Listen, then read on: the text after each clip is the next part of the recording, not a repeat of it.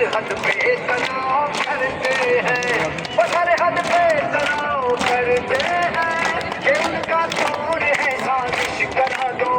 पहले मुस्लिम को सिखों से लड़ा दो, ये इच्छा पूरी होने ना देंगे, जब तुमने फिर से गलती की तो सुन लो,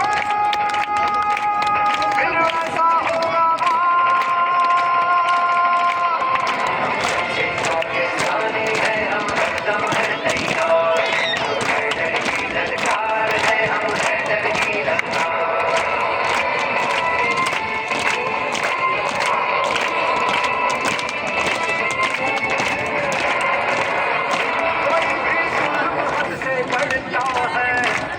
महसूस करना पड़ता है।